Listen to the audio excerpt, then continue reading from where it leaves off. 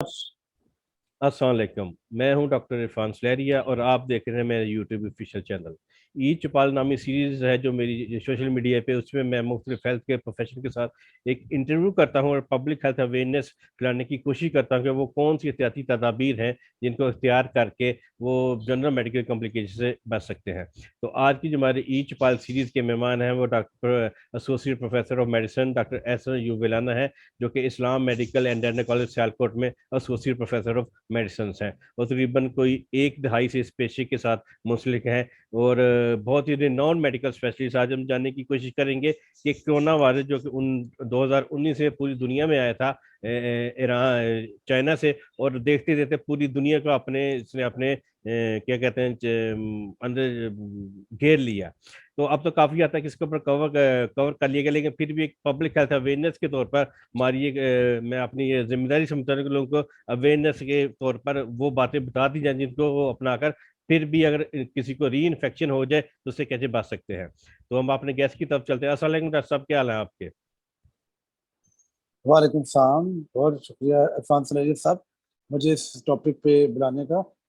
तो मैं आपका बहुत शुक्रगुजार हूँ जी। जी जी, इससे पहले भी हमने हाइपरटेंशन पे बात की थी कोई एक साल पहले, और आज हम जी जी दूसरी बिल्कुल। दफा आपने मुझे वो टाइम दिया है। तो सबसे पहले तो ये बताएं कि ये जो कोविड 19 या कोरोना वायरस है, ये कैसे मुख्तलिफ है जो आम नॉर्मल फ्लू या नज़ला जुकाम होता है? ये इसलिए सिर्फ ज़रा डिफरेंस है कि जब ये आया था तो इसकी ऐसा हमारे पास कोई रेमेडी नहीं थी। और जो बाकी वायरसेस हैं जैसे इन्फ्लुएंजा है, उन वायरसेस की और वैक्सीनेशन भी मौजूद थी। और ऑलरेडी हेल्थ केयर में इतना ज़्यादा इम्यूनोलॉजिकल जो है जिसको कहते हैं आपका हिफाज़ती निज़ाम, उसको डिस्टर्ब नहीं करते थे। तो ये बेसिकली जो कोरोना वायरस था, ये आपके जो इम्यूनोलॉजिकल जो है ना रिस्पॉन्स, उसको बहुत फेल कर देता है। जिसकी वजह से आपके एल्वेलाई अगर वो डैमेज हो जाए तो आप फौरन ARDS में भी जा सकते हैं। और अगर आपका इम्यून सिस्टम स्ट्रांग है, अगर आपकी इम्यूनिटी बेहतर है, तो आप इसके हमलों से बच भी सकते हैं। जो दूसरे वायरसेस वो इतना ज़्यादा आपका डेप्थ में जाके इम्यूनोलॉजिकल सिस्टम को जो ना डिस्ट्रॉय नहीं करते थे, क्योंकि उसके अंदर ऑलरेडी के बॉडी में इतनी इम्यूनिटी या इतनी एंटीबॉडी मौजूद होती हैं कि जो उसको टेक अप कर सकें। उसमें ARDS में पेशेंट बहुत कम जाते हैं। इसमें अगर आपकी इम्यूनिटी डाउन है, जैसे आपने देखा होगा ओल्ड एज के लोगों को काफ़ी इफेक्ट हुआ, और जिनकी इम्यूनिटी डेवलप हो रही थी बच्चों को, वो इतने इफेक्टेड नहीं हुए थे। तो इसलिए ये इस लिहाज से डिफरेंट है कि ये ज़्यादातर आपके इम्यून सिस्टम को डिफेक्ट करता है। और जिन लोगों का इम्यून सिस्टम ज़रा डाउन होता है या किसी वजह से लाइक डायबिटीज़, कैंसर की ट्रीटमेंट पे है, रूमाटॉइड है, तो उन लोगों को इसने बैडली हिट किया था इन लास्ट ईयर। यानी ओल्ड एज जो पर्स लोग हैं, बुजुर्ग अफराद, उनको ज्यादा खतरनाक खतरा हो सकता है as compare to young age. आपके कहने का मकसद ये है? जी, ये ओल्ड एज और इसका अगर यंग एज का बंदा वो ऑलरेडी कैंसर की ट्रीटमेंट पे है, अमीनो कॉम्प्रोमाइज है, डायबिटिक है, कोमॉर्बिड कंडीशन के साथ है, तो वो भी इसमें ज्यादा इफेक्ट हुए हैं। पर ये ज्यादा जो है ना ओल्ड एज के लोगों के लिए काफी खतरनाक साबित हुआ है। ना तो इसमें इम्यूनिटी का आपने जिक्र किया, कुकूप से मुदाफियत का आपने जिक्र किया। तो कुकूप हमारे यहाँ ना बड़े तोड़ के इस दौरान चले कि आप ये खाएं तो आपकी कुकूप से मुदाफियत बढ़ जाएगी, ये खाएं तो ये बढ़ जाएगी। तो मेरे ख्याल में, और आप भी हेल्थ के प्रोफेशन है, कुकूप से मुदाफियत एक महीने या 1.5 महीने में तो नहीं आ सकती, एक लाइफ टेकिंग या लाइफ स्टाइल मॉडिफिकेशन के साथ आ सकती है। तो अगला सवाल मैं आपसे ये करता हूँ कि ये जो कोरोना वायरस है, ये दूसरी जो पब्लिक हेल्थ कंडीशंस है उनसे कैसे मुख्तलिफ है या कैसे खतरनाक है ज्यादा? ये मैंने बताया ना कि जो आपके होते हैं ना वायरसेस जो इम्यूनोलॉजिकल जो हिट करते हैं या इम्यूनोलॉजिकल डिजीजेज में आते हैं, they are more danger than जो वो दूसरे वायरसेस जो हैं, वो बेसिकली करते हैं पैथोलॉजिकल, या कि ऑर्गन डैमेज करेंगे, आपको बहुत ज्यादा जो है ना ऑर्गेनिक प्रॉब्लम होगी। इसमें असल में इसलिए डिफरेंट था कि ये फौरन आपके लंग में जाके एल्वेओलाई को डिस्ट्रॉय करके पेशेंट ARDS में चला जाता है और उसकी ऑक्सीजन ड्रॉप होना शुरू हो जाती है, और एकदम पेशेंट में लेथार्जिक और वीकनेस स्टार्ट हो जाती है। जबकि दूसरे बैक्टीरिया या वायरस को इतनी सडन आपको जो है ना इतनी जल्दी वीकनेस नहीं करते कि 1-2 दिन में ही आपका ये आना शुरू हो जाए। तो इसलिए दूसरी कंडीशन इसलिए भी डिफरेंट था कि इसमें रिस्पांस डिपेंड करता था पेशेंट पे, और काफी अरसे तक इसकी कोई ट्रीटमेंट भी नहीं थी। जस्ट एक जनरल मेजर्स के तौर पे हम चले थे कि जनाब आप हाथ धो लें, वॉशिंग करें, मास्क पहने। वो प्रोटेक्टिव मेजर ज्यादा थे, प्रिवेंटिव मेजर ज्यादा थे, लेकिन इसमें कुछ ट्रीटमेंट रिजिम बहुत लेट आई है, एंटीवायरल ड्रग बहुत लेट आई थी। और इसलिए ये इसलिए ज्यादा डेंजरस रहता है और लोगों की डेथ्स हुई हैं कि ये विद इन डेज जो आपके लंग्स को डिस्ट्रॉय करना शुरू कर देता है, और उसकी वजह से ऑक्सीजन इतनी ड्रॉप कर जाती है कि पेशेंट माइट भी जो है ना में उनको वेंट तक के वेंटिलेटर पे भी डालना पड़ता था, और इसलिए उनकी डेथ हुई शुरू में कि वेंटिलेटर बड़े कम थे। फिर बहरहाल वेंटिलेटर पे पेशेंट की डेथ इसलिए हो जाती है तो उसके ऑलरेडी जो है ना उनके इम्यून सिस्टम इतना तबाह कर देता है कि सुपर वो जो और इन्फेक्शन है वो भी इसमें बनना शुरू हो जाती है। आपने कहा कि हम जो नया नया ये कोरोना वायरस है तो सिंपल जो ट्रीटमेंट थी आप उसके साथ लेके चल रहे थे। अब जो इसके खिलाफ वैक्सीन आई, अब कब कोई भी वैक्सीन या हम्म, मेडिसिन आती है उसके एक लंबा अरसा चाहिए होता है, दहाइयाँ लग जाती हैं। अब जो वैक्सीन आई हम्म। कोई साल डेढ़ के अंदर आई, तब ये आप क्या समझते हैं कि ये कितनी इफेक्टिव है? अगर कोई ये वैक्सीन लगवा भी उसको दोबारा री वैक्सीनेशन के लिए की तरफ जाना पड़ सकता है कि नहीं ये जाना पड़ता?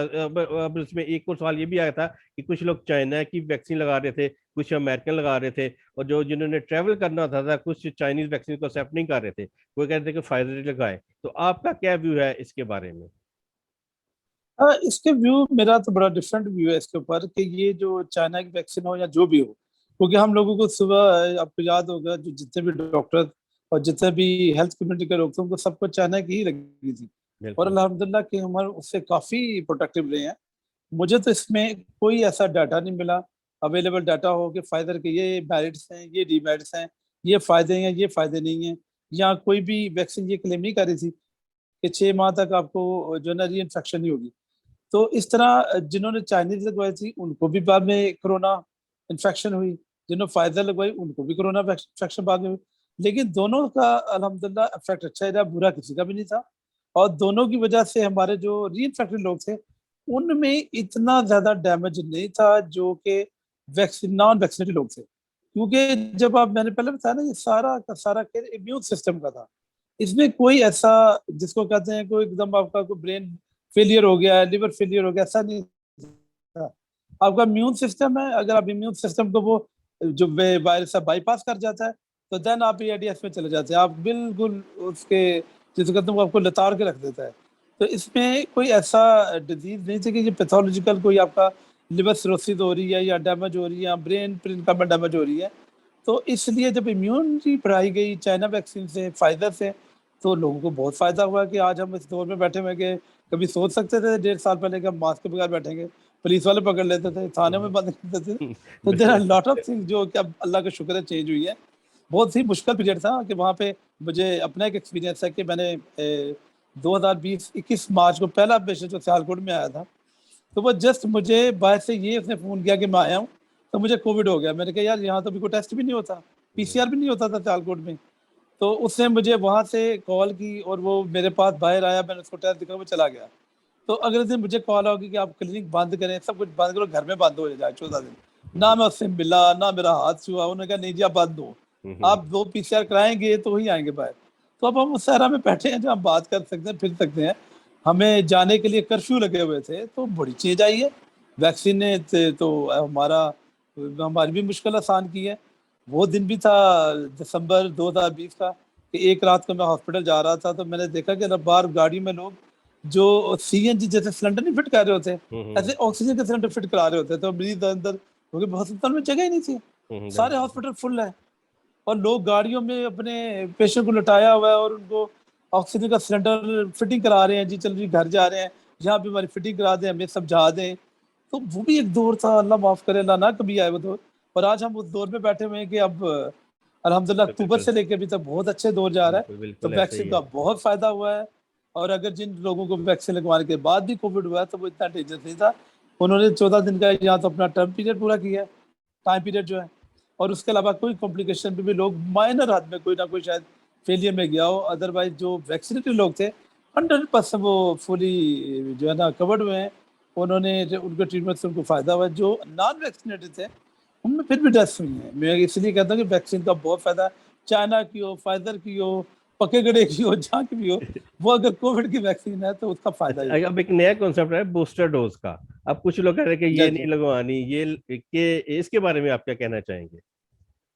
इसमें भी अब बता इस वक्त इरफान साहब कई राय चल रही है। एक राय तो ये चल रही है कि जिस तरह कोविड वायरस काफी हद तक जो है ना वो कंट्रोल हो गया हुआ है, तो इम्यूनिटी आपस में अब उस तरह स्प्रेड नहीं हो रही आपकी इन्फेक्शन, तो बूस्टर डोज का भी उस लिहाज से कुछ लोग नहीं लगवा रहे, लेकिन मेरा अभी भी यही है कि उसको लगवाना चाहिए। जो डरे हुए लोग होते हैं हम जैसे, वो तो कहते हैं कि जो उस वैक्सीन का फायदा था 6 मंथ के बाद जरूर लगवानी चाहिए, ताकि 1 ईयर तक आपकी कम से इम्यूनिटी बेहतर है। और अगर जितने लोग लगवाएंगे, जो नहीं लगवा रहे उनको भी फायदा होता है इससे। बिल्कुल कि इस बिल्कुल तरह ऐसे। वायरस की जो जेनेटिक्स है वो चेंज नहीं होती, वो अपनी नई शक्ल नहीं अख्तियार करता, और उसको बहुत ज्यादा रिजर्वाइज नहीं मिलते। बिल्कुल तो बिल्कुल ये भी बिल्कुल। लोगों को फायदा हुआ कि अल्लाह का शुक्र है कि 70% लोगों ने वैक्सीन करवाई है, डबल डोज। और बूस्टर भी काफी लोगों को जो हमारे पास आ रहे हैं, हम उनको करवा रहे हैं और उनको कह रहे हैं कि आप वैक्सीन करवाएं, ताकि अगर कुछ नहीं कराते उनको भी आप उसकी वजह से फायदा होगा। तो बूस्टर डोज लगवानी चाहिए मेरे ख्याल में।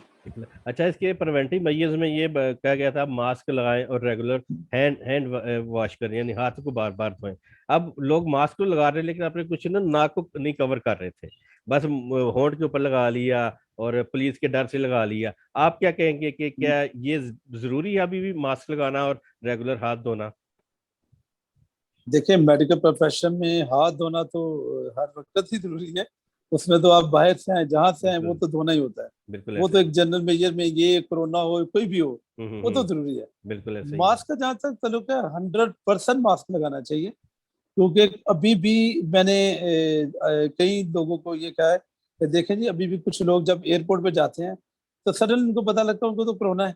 हम्म। ठीक है, अगर वो कहीं छींक मारता है, टेबल के ऊपर उसका वायरस गिर जाता है, तो वो तो 2-2 3 दिन तक लाइव रहता है।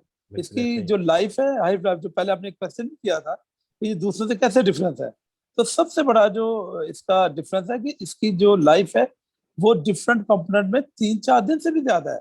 और अगर कोल्ड वाटर तो 7 दिन है, यानी आपने हम्म। छींक मारी, आपका पार्टिकल किसी टेबल में पड़ा हुआ है, तो वो 7 दिन तक लाइव रह सकता है। जो दूसरे वायरस तो 3-4 घंटे भी खत्म हो जाते हैं। तो ये जो लाइफ उसका है ना, टाइम पीरियड, ये भी एक बहुत बड़ा फैक्टर था कि जिसकी वजह से हमें लगता था कि ये उन वायरसेस से ज्यादा डेंजरस है, क्योंकि लाइफ ज्यादा है। इसलिए मास्क अभी पहनना जरूरी है। और इसलिए पहनना जरूरी है कि ताकि अगर किसी छींक से हमें किसी और को नुकसान ना हो जाए, क्योंकि अब ज्यादातर कैरियर लोग ज्यादा हैं, जिन्होंने वैक्सीन कराई है उनको ये चीज ज्यादा तंग नहीं करती। सही है। अच्छा, इसके जो कोरोना वायरस है, इसके री इन्फेक्शन के क्या रिस्क फैक्टर्स हैं? किसको हाँ, दोबारा हो जाए तो उसके रिस्क फैक्टर्स। उसमें सब तो पहले तो वैक्सीन है कि नॉन वैक्सीनेटेड लोगों को बहुत चांस है कि उनको री इन्फेक्शन हो सकती है। जैसे भी आपने जिक्र किया, जनरल मेजर हैं कि प्रॉपर हाथ सैनिटाइज ना करें। उसके अलावा जो है ना, वो मास्क प्रॉपरली ना पहने, कि नाक तक पहनना चाहिए, सिर्फ मुंह के साथ वायरस नहीं फैलता, वो नाक से भी वायरस फैलता है। तो इस तरह उसको प्रॉपरली जो है ना वो मास्क पहने। उसके अलावा अपना शुगर का कंट्रोल, जो कोमॉर्बिड कंडीशन है उनको प्रॉपरली हैंडल आउट करें, तो वो आपके शुगर का लेवल, उसके अलावा आपके जो रूमाटाइड, जो दूसरे डिजीजेज हैं, वो प्रॉपर कंट्रोल में रहें, कि ताकि कहीं ना कहीं ये वायरस अगर है तो आपकी इम्यून सिस्टम डाउन नहीं होना चाहिए। आप प्रॉपर एक्सरसाइज करें, अपने लाइफस्टाइल को जरूर चेंज करें। सेडेंटरी लाइफस्टाइल बहुत बड़ा रिस्क फैक्टर है कि आप बैठे रहते हैं, आपका इम्यून सिस्टम डाउन है, तो उसकी वजह से भी आपको ये प्रॉब्लम आ जाती है। प्रॉपर आप, मेरा तो ख्याल है, अगर तो फ्रूट खाएं, अगर नहीं खाया तो मल्टीविटामिन की गोली खा लें। तो इसके सारे रिस्क फैक्टर जुड़े हुए हैं आपके इम्यून सिस्टम के साथ, कि आपने का जो भी चीज आपके इम्यून सिस्टम को डाउन करेगी वो आपका रिस्क फैक्टर है कोरोना के लिए। तो इसमें काफी हद तक हमारा लाइफ स्टाइल भी है। फिजिकल एक्टिविटी का डेफिनेट। आपने जिक्र कर दिया, हमारी डाइट का जिक्र कर दिया। अगर एक इंडिविजुअल हेल्थी है और उसको भी कितना चांसेस है कि वो इससे क्या कहते हैं अफेक्ट हो सकता है? क्योंकि आप छींक मारने से हो सकता है, किसी भी वजह से हो सकता है। नहीं, मैंने भी इरफान साहब को बताया ना कि जैसे ये जब से लगी है ना, डोजेज लगी है, तो वैक्सीनेशन। जब से कोरोना वैक्सीनेशन हुई हमें, तो तब से जो है ना री इन्फेक्शन हो रही है। लेकिन जो वैक्सीनेटेड लोग हैं ना, उनको इतना प्रॉब्लम नहीं है। अब मैं जो नॉन वैक्सीनेटेड लोगों को बार बार इसलिए टारगेट कर रहा हूँ कि अब जो वैक्सीनेटेड बंदा है उसको पता भी नहीं होता उसको कोविड है, वो जाता है एयरपोर्ट पे, उसे जाकर पता चलता तुम्हें तो कोविड पॉजिटिव था। अब उसको सिम्टम भी नहीं होते, कुछ भी नहीं होता।